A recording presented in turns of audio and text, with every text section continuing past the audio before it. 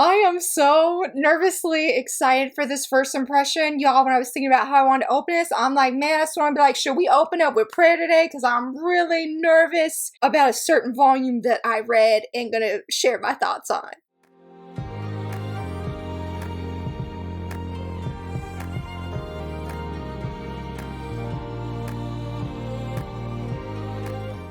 Hello friends, happy Friday. So very excited that you're here. Truly, I really am. I want to say a huge thank you to everybody that voted in my poll. Was it early this week? The weekend? Last week. Man, my time is just all discombobulated. But I want to say thank you so much. If you saw as well that I did read said manga, because Fall in Love You False Angels, it did win, that I did share on social media, and that is the one I'm most nervous about, but we're not gonna let those nerves take over this video, okay? I'm gonna embrace some courage here, because hopefully you guys know that even if I say I didn't love something, that I'm never gonna come on here, I'm never gonna like hate bash any of the books that I read. I mean, we definitely know though, you know, like with certain characters like Derek from Villains Are Destined to Die, or even the Emperor from The Remarried Empress, yes, I will hate on those characters. But when it comes to actual manga, nobody got time for that, and I, for one, don't want that. I don't want that here, okay? We're friends, and I'm not gonna bash manga that I think, or know for sure, that some of my friends really love. So let's talk about the three that I am gonna be talking about today, and these are all volume ones. So the first one's gonna be Fall in Love, You False Angels. The next one's going to be It Takes More Than a Pretty Face to Fall in Love, which actually came in second place on my poll and was not even the manga I was gonna do a first impression on. I chose something else, but I got a lot of excitement for this one. I'm like, well,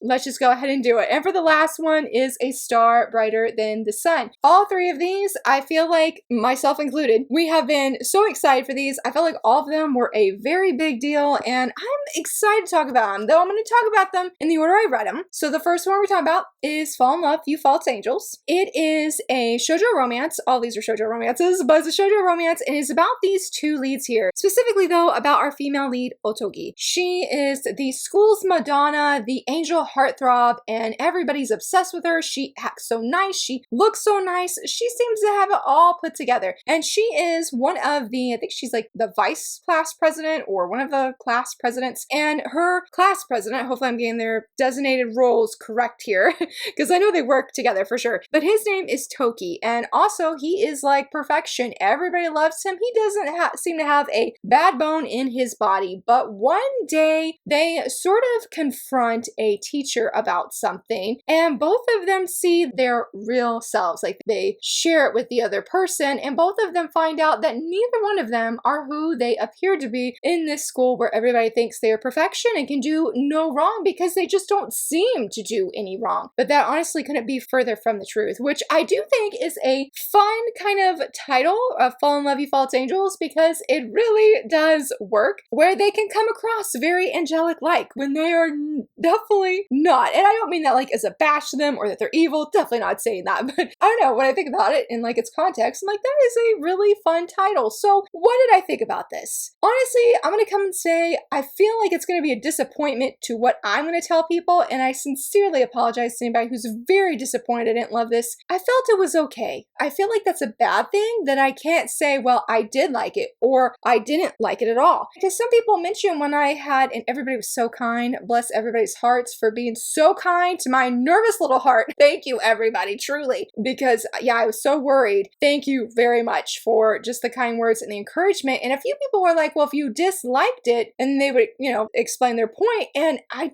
was like, well, I didn't dislike it, but I didn't particularly feel like I liked it either. It just was. And that's a really odd feeling. That's not something I feel very often. I think the main character is very cute. And when I'm not trying to compare this manga to the other manga that I read for this video, but when I think about it, because I really just didn't know why I didn't click with the characters. I mean, I thought they were okay. The art, in my opinion, was the best part. It was beautiful. It's stunning. Somebody mentioned that they're like, I don't really care for the story, but I love the art, and that's why I'm buying it. If I didn't have the rule in place for myself that I will not buy manga just for the art, like no, because when I go back to reread things, I'm not coming for the art necessarily, I'm coming for the story and the characters. But this one made me tempted to forgo that rule I made and just read it for the art, because the art is stunning, breathtaking. I mean, it's definitely some of the best art I've seen in ongoing shoujo manga right now. Very, very good. But again, I wasn't clicking with these characters. I did not feel overwhelmingly compelled to be invested into their story. It really honestly wasn't until near the end when they go to a coffee shop, we see them, at least Toki, be his real self, that I finally felt like, oh, this is what I want to see more of. Because not that I know you don't have to read manga to relate to the character, and I definitely have manga that I read that I don't relate to the characters, but our female lead, she was really hard for me to fully get behind. She's cool, yes, but I also agree with somebody that felt like she was a little bit too full of herself. And I feel bad for saying that. I don't know if that's going to be something that changes for her. And I say all of that because I feel like ultimately it came down to I didn't love her as a female heroine. I've had people tell me that volume 2 gets better, or at least like the series really takes off, but I'm really struggling if I can follow her because I'm excited for her in the sense she has found someone that she's like, oh, this person's real. They're not hiding behind this mask as she has her whole life. And I'm like, girl, you didn't have to in the first place. But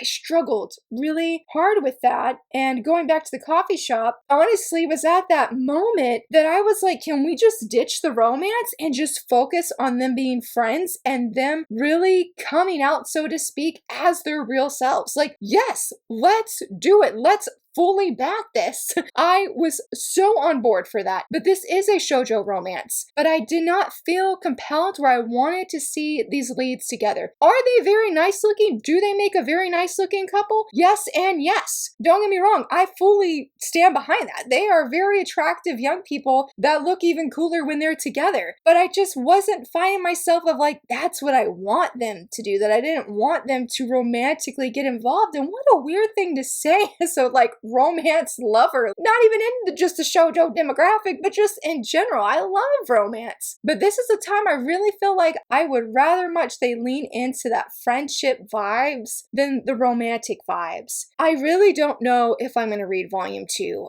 I don't think, again, it's a bad story. I feel like I just didn't click with our heroine and that it made me interested enough to want to keep reading. I hope that doesn't seem like a bash to the manga because I feel like this is a beautiful read. Again, it's a beautiful story to look at and everybody looks amazing. And I mean, it didn't matter if it was the main characters we're focusing on or if it was some of these side characters, like everybody genuinely looked fantastic. I mean, I did love that. I appreciated and admired several panels. So, I mean, I would definitely feel if you're like, well, okay, story's not the most important part or thing for me, it's the art. This is one you need to pick up for sure. You could just go to the bookstore and flip through it and just have yourself a nice eye candy fest, maybe, or just have a good time looking at it because it is, again, one of the most beautiful manga that I have read this year, hands down. But I didn't feel overly interested in the story itself. I don't feel it was boring or that it was bad. It just didn't click for me. I think it's ultimately what it came down to. I would definitely still recommend it if you really enjoy seeing characters where they have put on this mask for so long and somebody enters into their life who happens to be a romantic interest and they're feeling that mask sort of fall apart. I really think this is one that you will enjoy, especially if you're not looking for something maybe groundbreaking for the lack of a better word and you just want an easygoing time. Then yeah, this is one I would recommend, and I am very bummed that I didn't love it more than I thought I would because I do feel like I mentioned this in my most anticipated releases of 2025. I mean, I've read chapters 1 and 2. This was my third time reading it. I don't know if I should just come back to this at another time and maybe I'll feel different. I really don't know. I can say, even if I'm unsure if I will read the next volume, I do want to either check it out K-Manga, not right now because I'm not there right now. Either check it out there though, or when it comes out, see the reviews, check out the previews, and just see what happens because it's sort of funny. I was thinking about this, I think it was later that night that I read it. When I read Tear Moon Empire, I mentioned I read volume 1. I did not like Mia. I thought Mia was very full of herself and I hated how she was manipulating the people around her for her own well-being. I get that, but I didn't like that.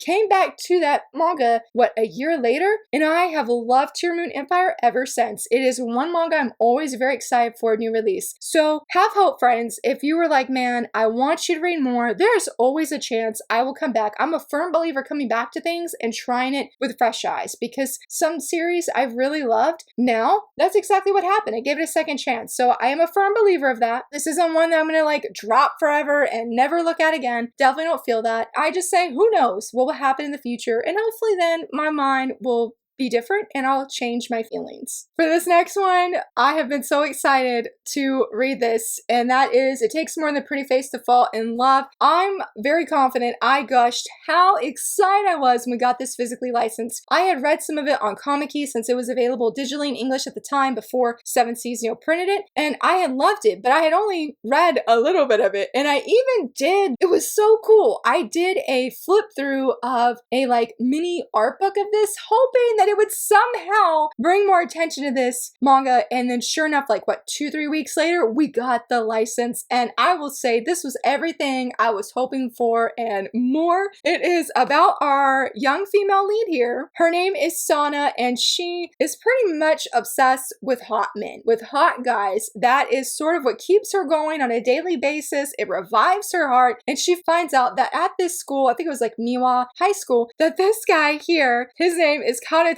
that he is like the high school hottie, but nobody has ever seen him, but he's been on magazines, he's been on social media, but he doesn't even have it. And so she decides to sort of on a whim to enroll in this high school in hopes of seeing his face and being able to admire him even from afar. Little does she know, before she goes to the high school, she reaches out on social media to this high school that has an account on Instagram of all things, and she's like, oh, I already enrolled, I'm really excited to go. Well, the person that's responding to her is no less our hottie here and talking to her. So when she goes to her locker the next day, who's waiting for her? He is! And he tells her, excuse me, he's like, I want you to run this social media account for me of the high school, because it's like, if we get to 100,000 followers, then I won't be expelled, because he stopped going to classes and he was on the verge of not only flunking, but also being expelled. Since he's so bad with social media, he sort of hands it over to her, and she's responsible for taking photos of Kanato and uploading it onto Instagram in hopes that they will reach 100,000 followers so that he will not get expelled. This was something else. For a shallow sounding premise, or I feel like it could come across very shallow, I really love how the title comes into play very quickly. I think it was like at the end of chapter 1 that we're already seeing Sana have character growth. When she's having this conversation with him, she really does come across as only skin deep, where she's like, your face is hot, you're so attractive, that's why I went here, I can't believe I'm looking at you. And when he tries to tell her like, hey, I am a real human being, she just blanks out and then yells real and runs off, because it wasn't, I think she says, until he touched her, because she almost fell over, that she realized like, he is a real human being. People are judging him by his looks, but that's all they're judging him. They're not even getting to know him. They just hear the rumors that he has a bad personality and they stop there. And she becomes fired up. She runs back to him, becomes fired up, and like, we're gonna help people get to know the real you through taking these photos. And I was shocked, y'all. I was shocked. I was like, man, if I read this, I don't remember this at all. But I didn't expect Sana to come out and start saying these things. So that's why I see, even if it sounds shallow and that Sana's only interested in men's faces, hot men's faces at that, she starts to see like, okay, yes, she still gets very excited seeing gorgeous people, but that she's learning like, hey, she can't just treat him as just a pretty face. She's got to get to know him more. And with surprises, Kanato here, again, I don't know if I just like am blanking, if I didn't read that far, but he was so different than what I expected for a male lead. He really does come across and give this aura of like, he doesn't care what people say about him, he doesn't care what people think. When in reality, yes, he does. He's a little bit clingy, and I think even Sonnet says he's a little bit of a scaredy cat, and he definitely gets jealous, and he acts possessive at one point. I was not scared for a female lead, but I was like, hello, like, what?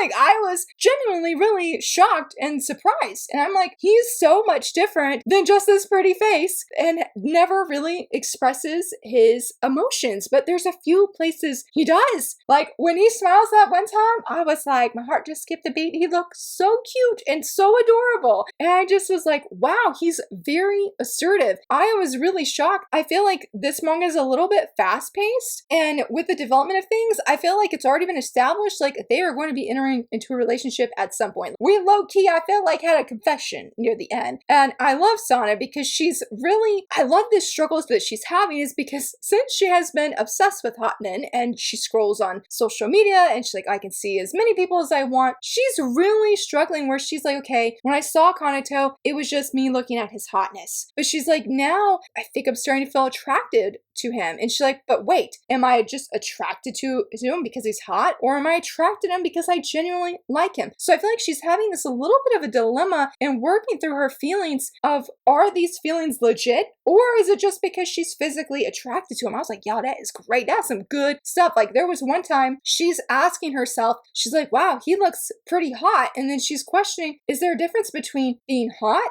and being handsome? And I was like, girl, there is a difference. I mean, I don't know how I would even explain that, but I felt in her case, especially, there was a difference, and for her to start viewing him different and questioning her feelings was everything. And I really did love how she tried so hard to, when they're together and when they're alone, he's giving her almost what feels like these signals of that he might like her and saying, well, I came to school today just for you. I mean, what else is she supposed to think? But she's like, you know, she's thinking maybe no, he means something else, and not in a naive or an oblivious way. She is just questioning, is this really true? And so when they're going out and doing things, she's trying to make it focused on the social media so he doesn't get expelled, but she's still struggling with her feelings and if they are the real deal or not. So I felt like there were these like deeper themes under this interesting premise that is so much more than a pretty face kind of manga. Granted, don't get me wrong, both our leads are very cute and I love how they dress. All of the like chapter headings, they always look so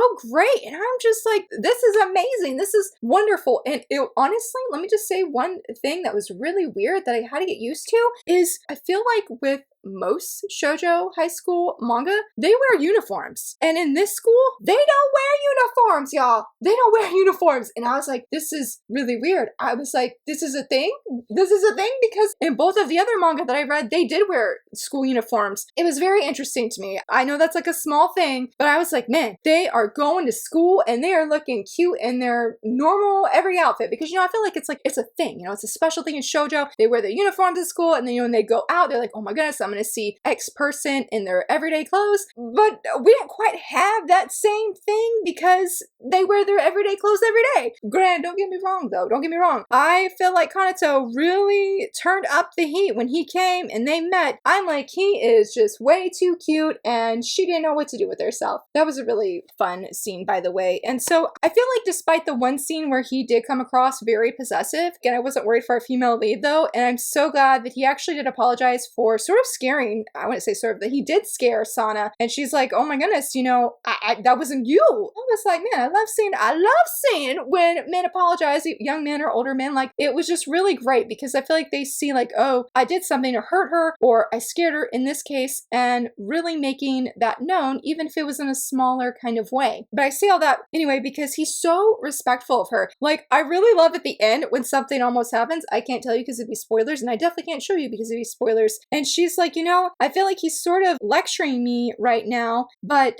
it's like she says here that his words and his actions are contradicting each other because it's almost like he was getting on her for doing one thing, but yet he wanted to do one thing. And I said, oh, so I felt like things were fast and sort of in the beginning. I gave this 4.5 stars because a little bit of that fast pace, but oh my goodness, my heart was squealing. I was overflowing. I very, very much enjoyed it. I do feel like this was my favorite read out of the three. I had such a great time and this really exceeded my expectations. I mean, I knew I would love it, but I loved it so much more than I expected and I was so very happy about that. And then last but not least, I actually read this one before filming this video, so I hope my thoughts are concise as it was for the other two. And again, that is A Star Brighter Than the Sun. I said again because I keep forgetting I mentioned it at the beginning of this video. And let me just say though, I loved being back in this manga's work. And first, let me tell you what it's about. Before I get rambling here, let me tell you what it's about. So I will say, I mentioned in a video, I knew this was a childhood friends, two lovers kind of story. I knew that our main girl, whose name is Sei, that they had grown up together. They went to elementary school together, and she was like this really tall girl, as you can see, compared to him. He was very short. He was, I wouldn't say a scaredy cat, but she just was really good in like physical sports activities while he was not. Yet he still gave his all. They went to junior high together as well, and she realizes near the end of junior high that she has been in love with our main male lead here, whose name is Koki. And she realizes like, oh yeah, I have loved him. And in high school, because she finds out they're going to go to the same high school, that she is going to do her best to confess to him. But the thing is, if he wasn't popular in elementary school, now he's even taller in high school, and everybody loves him, and she's happy for him. But at the same time, she feels a little bit lonely because she's like, man, I'm going to confess to him, or at least going to start showing that I have a crush on him, doing something. And these people are surrounding him, and she feels like she may have lost this opportunity and that she's sort of being left behind. That's sort of the opening, the main plot of this story. And it's funny, well, not funny, it's like, I feel bad because when I shared about this in one of my videos at some point, I had mentioned how like they grew up together, which is still true. They went to school together, which is still true. But I thought during junior high, I thought he had moved elsewhere, and then Sei and him, they meet up again in high school. I didn't realize that literally they have grown up with each other since they were young kids, and that they just both ended up going to the same high school. I was like, oh, I thought there was something in there where like they drifted apart and then came back together, and then we have this romance that just picks up super quick. I was wrong on both accounts, because again, they went to school together the entire time. But also, this is a very, when I say slow pace, I don't mean boring. I just mean it was slower paced than I expected. There's not this rush of romance that happens. In fact, in the first chapter, we see them when they're in junior high. We don't just jump in and see them as high schoolers. And it surprised me because I was like, wow, I was like, she looks a little bit short to me. I mean, she's still taller than him, I think, at that time. Or maybe that's when he started like had his growth spurt and became taller than her. The thing is he's like huge compared to her. She's really tall anyway, but he's even taller than her. But I guess I saw that because yeah, this is what they were in the beginning, and then we come when they're in high school. And I wasn't prepared for that, but I really like having, it's not a flashback or anything because it's a natural progression of time moving forward, but I felt like it really opened up to get to know Sei on a deeper level, because this story does remind me of Kimi ni Todoke, just in the sense, very different stories, but just in the sense when it comes to Sawako and Kimi ni Todoke, in the beginning, you know, she internalizes a lot of her feelings where other people don't know what she's feeling, but we, the reader, do know. Sei is the same way. She's not a very verbal person where she is expressing her feelings and expressing just not even romantic feelings. We're to say in general that she's not expressing herself very well, and so people don't know what she's thinking. I sort of appreciate that, actually. I liked having where it was slower pace. Again, not boring, but just where we're seeing Sei has this struggle, and she is just such a normal high school girl, in my opinion. Just she happens to be very tall, and she's very self-conscious about it. And I felt so bad for her because she's not like this gorilla person. Yes, she's very tall, but that doesn't mean like she doesn't have feelings or she's some kind of monster because she's just so big. And shout out to our boy here because he definitely stood up for her when people would make these comments thinking she'd be okay being referred to, what was it? It was a child Japanese story where there's a monster and like he gives her the nickname of the monster because the monster's giant. I'm like, dude, how did you think that was okay? Like, what? I didn't get it at all. So, but I'm glad that Koki here, he stood up for her. And it's just, I would say, okay, if you love the childhood friends to lovers trope, but you don't necessarily want to read Gazing at the Star Next Door, though I would highly recommend it because I love it so much, but you don't want the angst that Gazing at the Star Next Door brings, this is such a good one because there's just such a very, very mild thing of angst. It's more of, I feel like as a reader, you know that they like each other. I mean, Koki has the most beautiful smile I have seen in shoujo manga in a while. Like, I mean, his smile, it's got to be made out of gold and sunshine and rainbows. You see his face light up and it's just like, how can you not be overwhelmingly happy? He is a precious little being. I smiled so much reading this manga just because of him. Let me tell you, if he, I'm trying to get a good one, by the way, like, look at that face.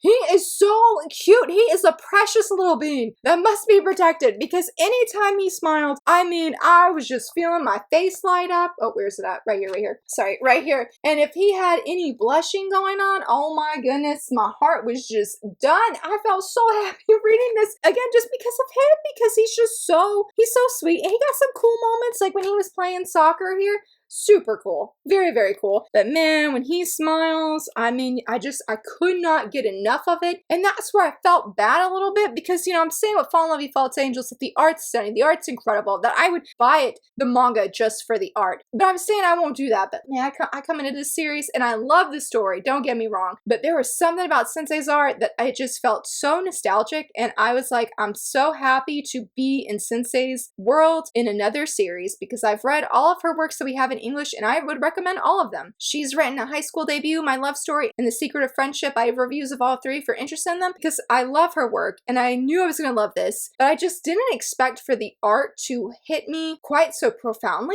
where I just felt so happy. I mean, yes, Koki's smile is everything, and he played a huge role in that. But just seeing some of the other characters that really, I don't know, I feel like I'm floundering here of what to say about it, but I loved it. I loved it. I can see her art style, which I feel like is something not very common for me, like Iosaki Saka. I'm like, yes, definitely know that that's her work. But I really struggle being able to identify creators' work from other series. I feel like I'm being a fake fan saying that. I was like, I don't like how I feel after saying that, but in general, I just really struggle with that. So being able to feel that way was a really precious and wonderful experience for me personally as a huge fan of her work. Now, it was funny because let me tell you, this girl here, she's so pretty. And I kept thinking of Yo's sister from High School Debut and how she was pretty, but she was so fake and I couldn't stand her character. And I was like, oh no. I was like, where is this manga going? I was like, please don't let this girl betray Sei, especially when it's looking like she likes our main man. And I'm like, no, please. I'm like, my heart's not ready for this. I can't handle this. No, it's too soon for me. I'm invested already. Don't start this love triangle drama. But y'all, I should have trusted Sensei. This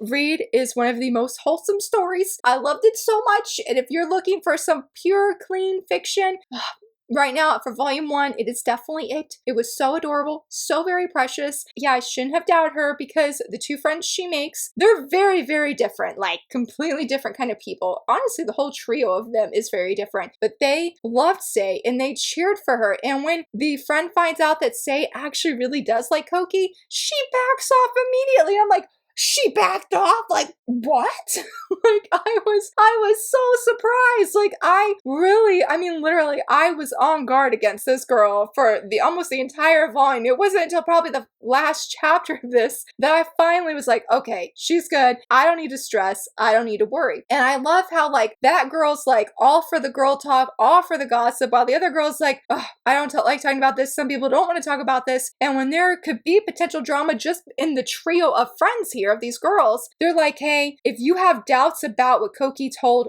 the pretty girl, I'm blanking on her name, but she's like, if you're doubting me, go ask him. Go ask him what girl he likes so that you have the answer for yourself. And both of them just encourage her to go for it, to listen to her heart and just be herself. It blew my mind. It blew my mind. And I think it's just because of how cautious I was up to that point that I really didn't expect for these girls. Their friendship is still growing together, but it's gonna be great. Like, they are girls that are gonna stick by Sei's side and Sei's gonna stick by their side, even when they've had like not awkward moments, but when Sei is struggling to convey her feelings, they were still there for her. They still wanted to respect her feelings, even if they didn't know why Sei was acting awkward in this one conversation. They were so patient with her and so kind and just wanted to be her friend. I loved it so much. It was such a wonderful thing. And again, I really think it's just because I was so on guard on them two girls, but they were great. And Koki, he's amazing.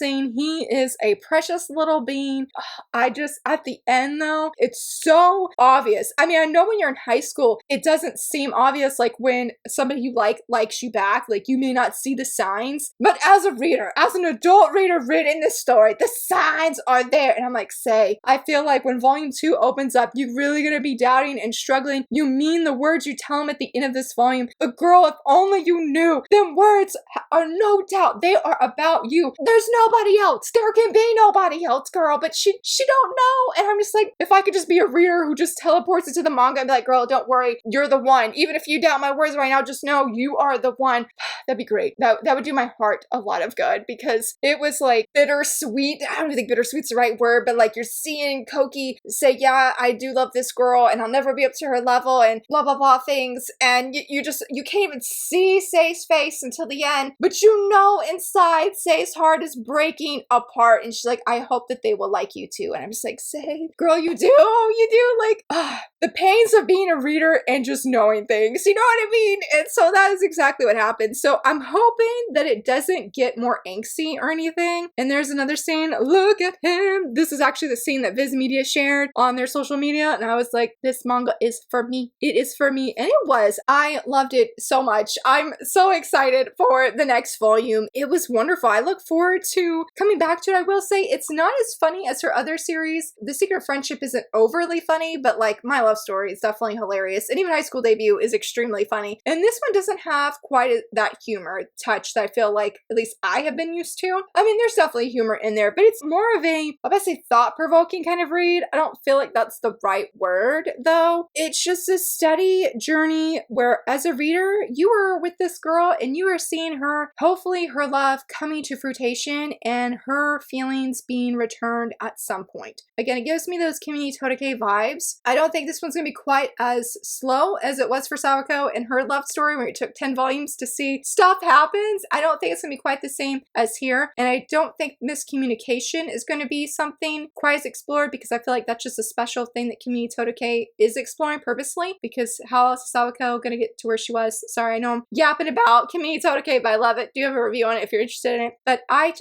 excited to see like another story where, even if I did love how, I guess, sort of fast-paced Pretty Face manga was, and that we're seeing by the end, like, oh, they're probably definitely gonna be a couple very soon, or at least like those feelings are gonna be out there and they're both gonna know how they feel. This one, not quite so much. I think it's gonna make the childhood friends to lovers trope here very sweet and very satisfying, because they're both going to feel like, I hope, recognize the other person's feelings at just the right time. Though, y'all, the signs are all there. But yeah, that is my review of all three of these. I know I was a little bit more animated about others, and I do really want to come back to Fall in Love You Fall to Angels and give it a second chance. I definitely plan to keep it on my shelf, come back to it again, because man, the art at least is so very stunning, so very stunning. But yeah, let me know if you've read any of these. What did you think about them? Maybe if you haven't, which one seems most interesting to you? Let me know down below. And if you enjoyed this video, please give it a thumbs up and subscribe. And thank you so much for watching. Bye!